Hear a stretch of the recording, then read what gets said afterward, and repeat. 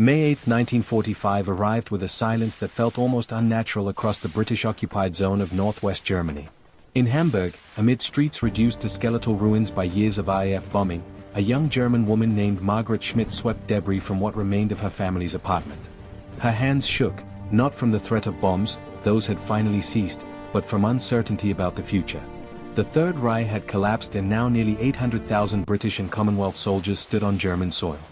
Their presence marked the beginning of an occupation that would reshape the lives of millions of German women in ways that neither conquerors nor conquered could have anticipated.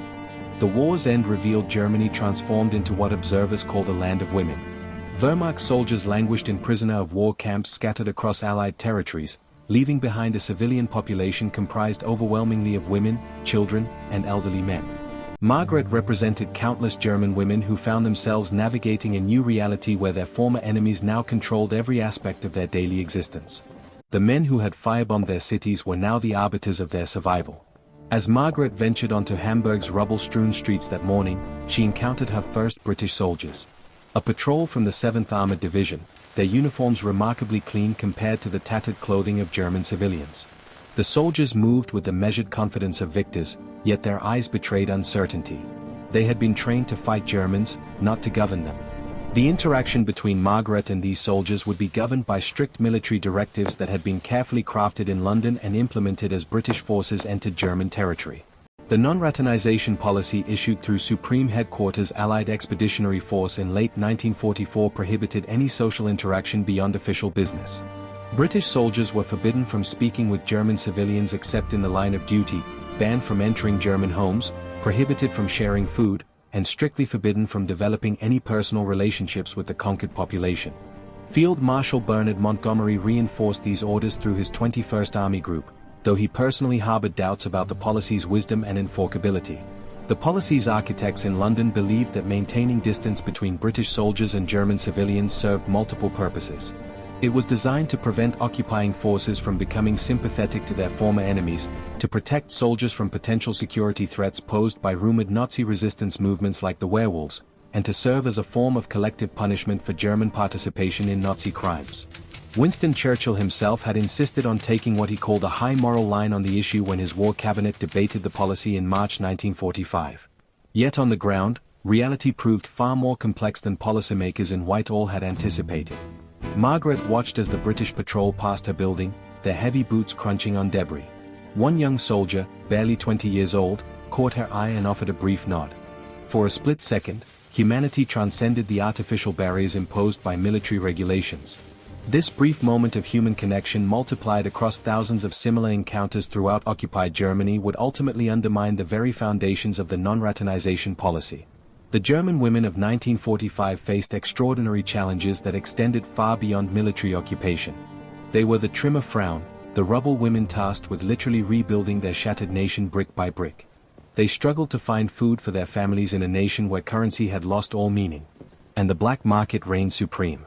They searched desperately for news of husbands, sons, and fathers who had disappeared into the chaos of war's final months. Hamburg alone had lost nearly half its housing stock to Allied bombing. And similar devastation marked cities across the British zone. Into this world of desperation and uncertainty came British soldiers bearing not just military authority, but also something equally powerful: abundance. The Tommies possessed tea, chocolate, cigarettes, and other luxuries that had vanished from German life years earlier. More importantly, they controlled food distribution, housing assignments, and the myriad permits required for basic survival in occupied Germany. This fundamental imbalance of power would shape every interaction between British soldiers and German women for years to come. As Margaret continued her morning walk through Hamburg's devastated streets, she observed other German women emerging from the ruins. Some carried water buckets, seeking one of the few functioning wells in the neighborhood. Others queued outside makeshift food distribution centers, hoping for their daily rations. Their faces bore the exhaustion of women who had endured years of total war. Yet their eyes held a flicker of something new, a cautious hope that perhaps survival was finally possible. The British soldiers observed this human drama unfolding around them with professional detachment mixed with growing empathy. Despite orders to maintain distance, many found it increasingly difficult to view these struggling women as enemies deserving of punishment. The cognitive dissonance between their military training and their human instincts would soon create cracks in the non-raternization policy that would widen with each passing day. June 12, 1945 brought the first official modification to the strict non-fraternization rules. Field Marshal Montgomery issued instructions allowing British soldiers to speak with German children. The policy change acknowledged what had already become apparent. Expecting soldiers to ignore the friendly approaches of children was not merely unrealistic, but borderline inhuman. German children driven by curiosity and hunger would approach British soldiers hoping for sweets or simply to satisfy their fascination with these foreign men in khaki uniforms. In Hanover, Corporal William Davies from Wales found himself confronting a moral dilemma that thousands of his fellow soldiers faced daily. A German mother with 2 young children had approached his checkpoint, desperately seeking medicine for her sick daughter. The child's fevered whimpering pierced through the barrier of language and military protocol. Military regulations remain clear. British soldiers were prohibited from providing assistance to German civilians beyond official channels. Yet, as Davies looked into the mother's tearful eyes, he faced the same internal struggle that was quietly reshaping the British occupation from within. The woman, Anna Hoffman, had lost her husband on the Eastern Front 2 years earlier and had been surviving on meager rations while caring for her 2 children in a bomb-damaged apartment building. The harsh reality on the ground bore little resemblance to the sterile policy directives issued from Allied headquarters. Davies's decision that day reflected a broader pattern emerging across the British zone. He quietly directed Anna to a military hospital where sympathetic medical officers might provide assistance and slipped her a small packet of aspirin tablets from his personal kit. This act of compassion multiplied across thousands of similar encounters represented the beginning of a fundamental shift in British-German relations that military leadership would struggle to contain. The non-fraternization policy faced its greatest challenge from an unexpected source: British moral sensibilities. Soldiers who had been raised on values of fair play and humanitarian decency found it increasingly difficult to maintain indifference towards civilian suffering. Many had been taught from childhood to help women and children in distress, and the devastation they witnessed in Germany triggered deep-seated cultural responses that military training had not fully suppressed. German women like Anna quickly learned to navigate this complex landscape of official prohibition and unofficial sympathy. They developed subtle strategies for approaching British soldiers, often using their children as intermediaries to appeal to the soldiers' protective instincts. These women understood instinctively that British men, regardless of their military orders, retained fundamental cultural values that could be appealed to in moments of genuine crisis. The breakdown of the non-fraternization policy accelerated during the summer of 1945 as practical necessities overwhelmed ideological barriers. The British Army of the Rhine and the Control Commission Germany required German translators, clerks, and other civilian employees to function effectively. These official interactions naturally led to more informal relationships as British personnel worked closely with German civilians on reconstruction projects and administrative tasks. Margaret Schmidt found herself caught in this changing dynamic when she was hired as a translator for the British Military Government Office in Hamburg. Her fluent English, acquired during pre-war university studies, made her valuable to occupying forces struggling to communicate with the German population. Working alongside British officers and enlisted men, she observed firsthand the growing tension between official policy and human reality. The irony of the situation was not lost on Margaret or her German colleagues. They were officially ex-enemy nationals. Yet their knowledge and skills were essential to the success of the British occupation. This fundamental contradiction created opportunities for relationships to develop despite regulatory barriers. British soldiers began to see their German colleagues as individuals rather than anonymous members of a defeated enemy population. Daily interactions in military government offices, reconstruction sites, and administrative centers slowly eroded the psychological barriers that the non-fraternization policy was designed to maintain. British soldiers discovered that many German civilians had opposed the Nazi regime, had suffered under its policies, or had simply been ordinary people trying to survive extraordinary circumstances. These revelations challenged simplistic wartime propaganda that had portrayed all Germans as willing participants in Nazi crimes. By July 14, 1945, the non-fraternization policy was further relaxed. British soldiers were now permitted to engage in conversation with adult Germans in streets and public places, though visiting German homes and forming personal relationships remained prohibited. The change reflected the reality that Field Marshal Montgomery and other senior commanders were facing. The policy was becoming unenforceable, not because of military indiscipline, but because it conflicted with fundamental British values that soldiers carried with them, regardless of location. September 1945 marked a significant turning point when 10-year-old Klaus Hoffmann approached a group of British soldiers outside Hamburg's damaged railway station. Anna's son, emboldened by hunger and childish curiosity, had overcome his fear of the foreign soldiers who had become a constant presence in his city.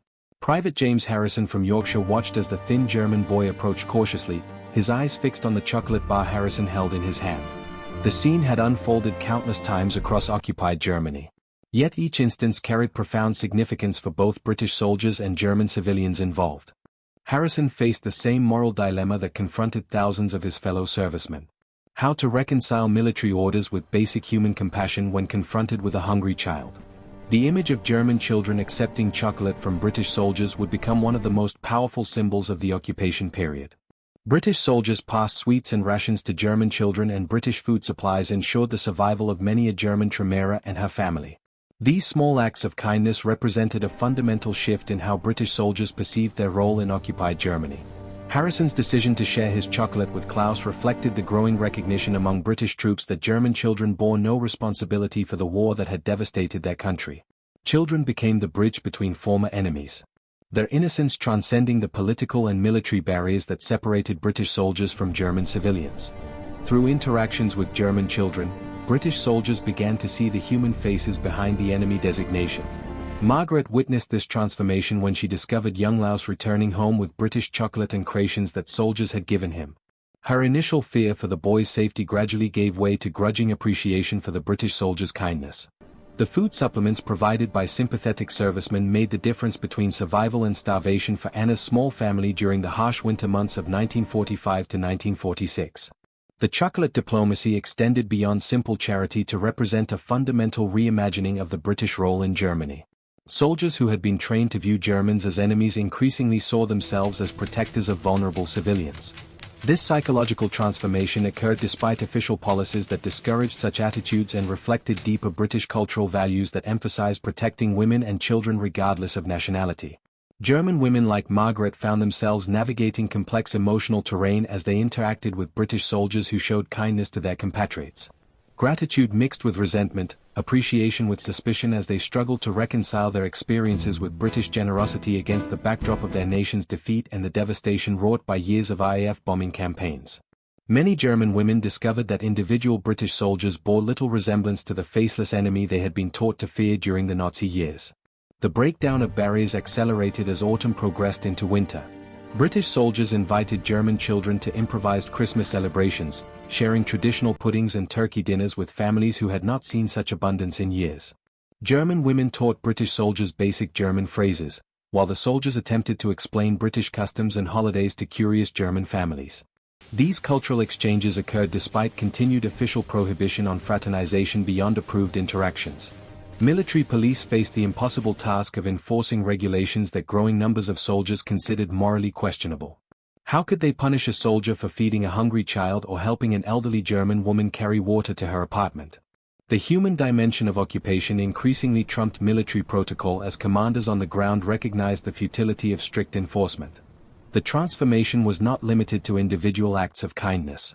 British soldiers began to see German women as fellow victims of war rather than enemy combatants.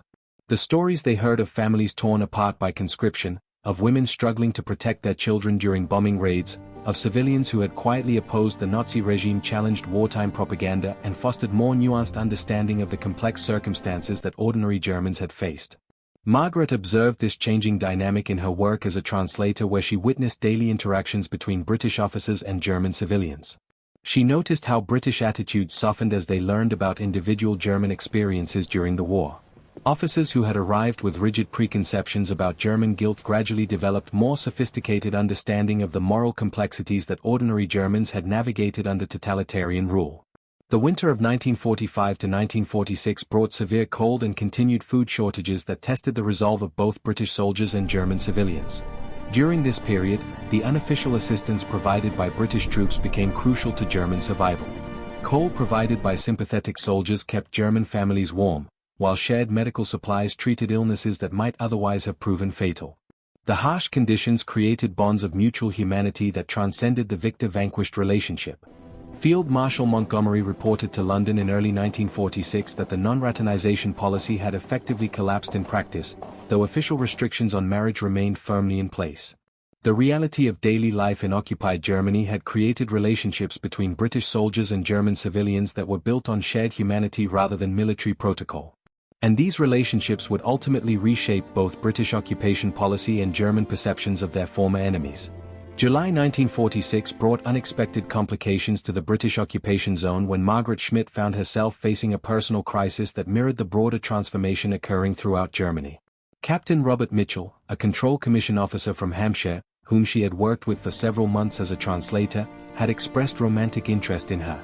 The situation forced Margaret to confront questions that thousands of German women were grappling with.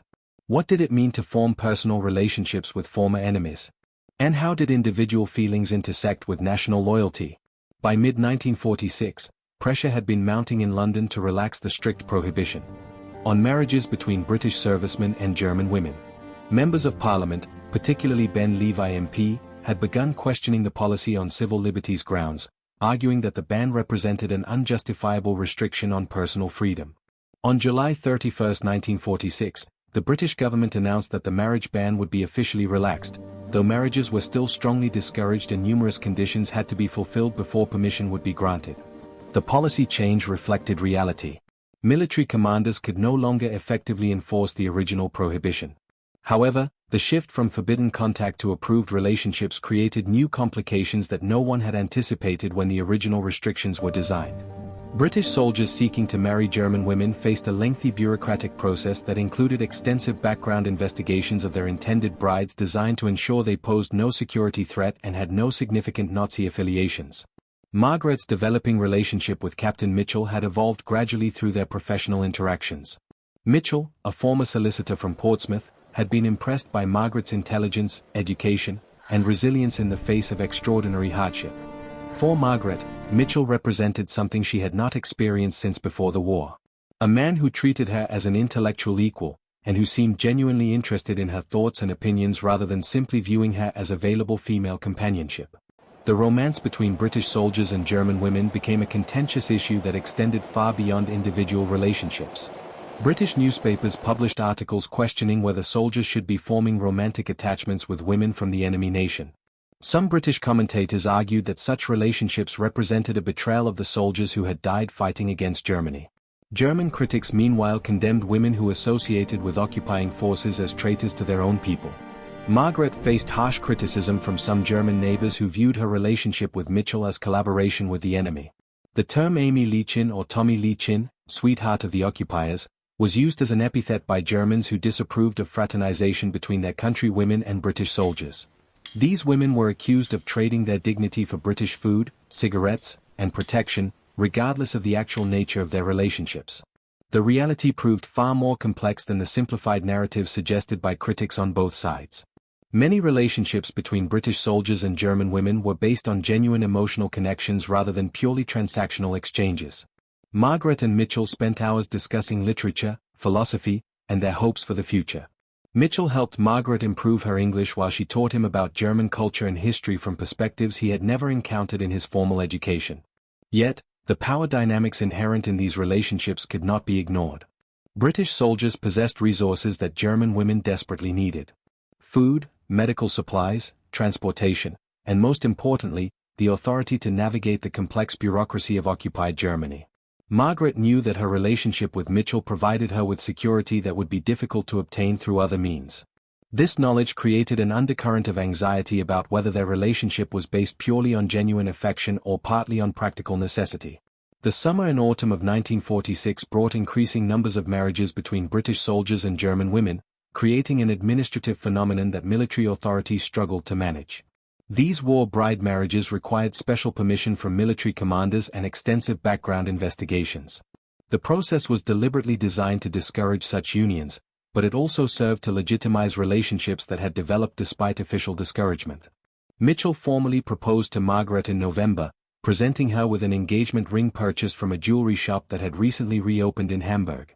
The proposal forced Margaret to confront the most difficult decision of her life: whether to abandon her homeland and remaining family to build a new life in Britain with a man she had known for less than 2 years. The decision was complicated by her responsibility for her elderly mother who would be left behind if she immigrated. The engagement also highlighted broader questions surrounding German women's choices during the occupation period. Critics argued that women like Margaret were abandoning their patriotic duty to rebuild Germany in favor of pursuing individual happiness with former enemies. Supporters countered that these women had every right to seek better lives after years of suffering and that their relationships with British soldiers represented a form of personal reconciliation that could contribute to broader peace between former enemies. As winter approached, Margaret struggled with her decision while observing the experiences of other German women who had chosen different paths. Some had married British soldiers and were preparing to immigrate to Britain. Others had ended their relationships with British men to focus on rebuilding their lives in Germany. Still others maintained relationships with British soldiers while remaining committed to staying in their homeland. The complexity of these personal decisions reflected the broader challenges facing all Germans during the occupation period. How should they relate to their former enemies who now controlled their daily lives? How could they maintain their dignity and self-respect while accepting assistance from occupying forces? How could they rebuild their nation while forming personal relationships with representatives of the countries that had defeated them? Margaret's ultimate decision would reflect not only her personal feelings, but also her assessment of Germany's future prospects and her evaluation of what kind of life she wanted to build for herself. The choice between love and loyalty, between individual happiness and national identity would define her generation of German women who came of age during the occupation period. December 1946 brought a significant policy change when British authorities finally granted full permission for serving soldiers to marry German women. The announcement came after months of parliamentary pressure and growing recognition that the marriage ban had become both unenforceable and morally questionable. The formal lifting of restrictions meant that British soldiers no longer needed to fear punishment for forming relationships with German women, though the bureaucratic requirements remained substantial. Margaret accepted Mitchell's proposal, but with conditions that reflected her determination to maintain connections to her homeland and family. She would marry Mitchell and eventually move to Britain, but only after ensuring her mother would be properly cared for and after the immediate Reconstruction crisis had passed. The compromise reflected her attempt to balance personal happiness with family responsibility. The wedding, planned for spring 1947, took place in Hamburg's damaged but functioning St. Nikolai Church. The ceremony attracted attention from both German and British communities, representing as it did one of thousands of similar unions occurring across occupied Germany. These war bride marriages had become a phenomenon that challenged traditional notions of national loyalty and ethnic identity. The wedding guest reflected the multicultural reality that had emerged in occupied Germany. British soldiers sat alongside German civilians, many of whom had developed friendships that transcended the original occupier-occupied relationship. Margaret's German colleagues from the Control Commission office attended alongside Mitchell's fellow officers, creating a community that existed beyond national boundaries. The reception, held in a partially restored hotel, featured an unusual combination of British and German traditions. German women had prepared traditional wedding foods using ingredients provided by British military commissaries while British soldiers contributed music and entertainment. The cultural fusion represented the broader blending occurring throughout occupied Germany as British and German societies intersected in unprecedented ways.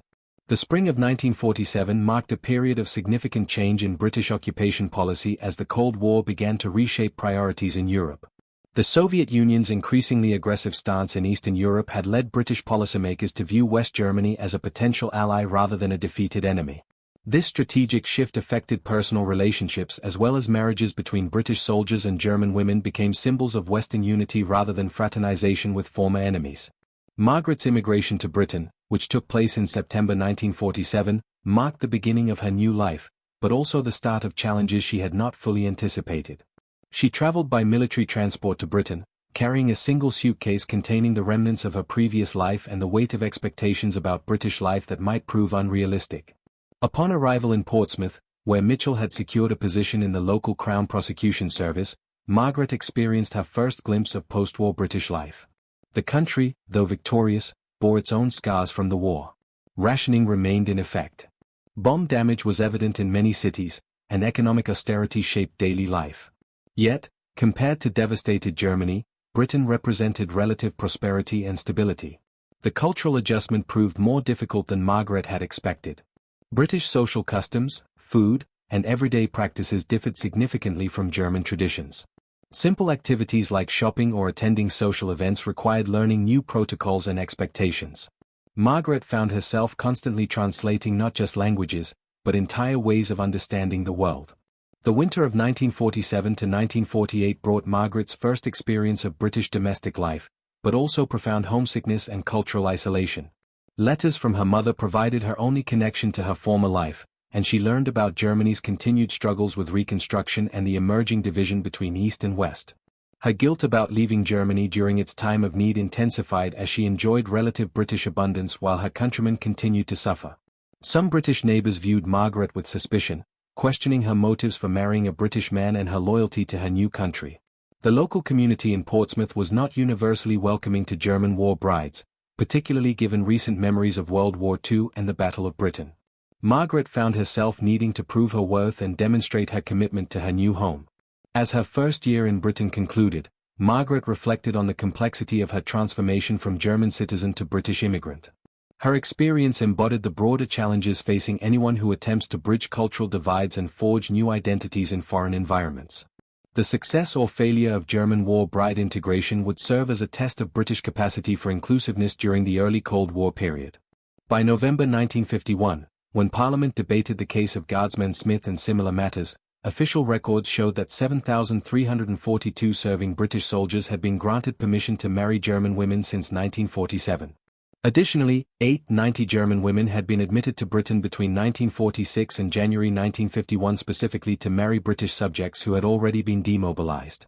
These numbers, totaling approximately 16,000 German war brides, represented a significant demographic and cultural phenomenon. The marriages created lasting bonds between former enemy nations. German war brides like Margaret became cultural ambassadors, raising children with dual German-British heritage and maintaining connections between the two countries. Their experiences demonstrated both the possibilities and limitations of cultural bridge building in the aftermath of total war. May 1952 marked a significant milestone when Margaret returned to Germany for the first time since her immigration. She traveled not as a German citizen, but as a British dependent, accompanying Mitchell on his assignment to the newly established NATO headquarters structure. The transformation was profound. She would visit her homeland as a representative of the Western alliance created to defend against Soviet expansion. The Germany Margaret encountered in 1952 bore little resemblance to the devastated nation she had left 5 years earlier. Hamburg showed remarkable signs of recovery, with new construction replacing bombed buildings and shops displaying goods that had been unavailable during the immediate post-war period. The economic miracle beginning to transform West Germany was evident in the increased prosperity and optimism she observed among German civilians. Margaret's reunion with her mother, now elderly but surviving, symbolized both personal continuity and national transformation. Her mother had witnessed Hamburg's remarkable recovery, supported by Marshall Plan aid and the determination of Germans to rebuild their country. The conversation between mother and daughter highlighted the different paths Germans had taken during the occupation period and their long-term consequences. The transformation in German attitudes toward the British was striking. Women who had once viewed relationships with British soldiers suspiciously now spoke more positively about the role the British had played in Germany's recovery. The Marshall Plan aid, which had begun flowing into West Germany in 1948, had contributed to economic revival that was reshaping German perceptions of their former occupiers and creating foundations for lasting partnership. As Margaret prepared to return to Britain, she reflected on the broader historical significance of the relationships formed between British soldiers and German women during the occupation period. These personal connections had contributed to a foundation of mutual understanding that facilitated Germany's integration into the Western Alliance system. The marriages, friendships, and professional relationships formed during those crucial years had created human bonds that transcended official diplomatic channels. The success of British-German reconciliation stood as testament to the power of human connection in overcoming historical enmity. Margaret's experience, multiplied across thousands of similar stories, demonstrated both the possibilities and limitations of cultural bridge building in the aftermath of conflict. Her successful integration into British society while maintaining connections to her German heritage provided a model for how former enemies could find common ground through personal relationships. The final chapter of this story extended far beyond individual marriages and personal reconciliations. The approximately 16,000 German women who married British servicemen and officials became part of a larger process of European integration and Atlantic partnership. Their children grew up with dual heritage, speaking both languages and understanding both cultures, creating human links between nations that had recently sought each other's destruction. The British Army of the Rhine's occupation of Germany from 1945 to the late 1950s represented one of the most significant experiments in post-conflict reconstruction and reconciliation in modern history. The relationships formed between British soldiers and German women, sometimes romantic, sometimes simply human, played a crucial but often overlooked role in transforming former enemies into allies and partners. The The story of how British soldiers treated German women after World War II is ultimately a story about the triumph of common humanity over official policy, of individual compassion over collective punishment, and of the power of personal relationships to reshape international relations. It demonstrates that even in the aftermath of total war and unspeakable atrocities, human connections can create pathways toward reconciliation and lasting peace. Margaret Schmidt's journey from Hamburg, translated to British housewife, embodied this transformation. Her marriage to Captain Mitchell represented not just a personal union, but a symbolic bridge between nations learning to live together in peace after years of devastating conflict. The non-fraternization policy that had initially forbidden their relationship ultimately gave way to recognition that genuine reconciliation required human connection, not enforced separation. As the Cold War developed and West Germany emerged as a crucial Western ally, the marriages between British soldiers and German women came to represent not scandal or betrayal, but rather the human foundation of the Anglo-German partnership. These relationships demonstrated that lasting peace is built not just through treaties and military alliances, but through the countless individual connections between people who choose to see common humanity rather than national identity. The legacy of these war brides and their British husbands extended far beyond their own lifetimes. Their children and grandchildren grew up as living embodiment of reconciliation, carrying within them the heritage of both victor and vanquished, both bomber and bombed. They represented the hope that even the bitterest conflicts could be overcome through human connection, mutual respect, and the simple recognition that former enemies are in the end simply people trying to build better lives for themselves and their families.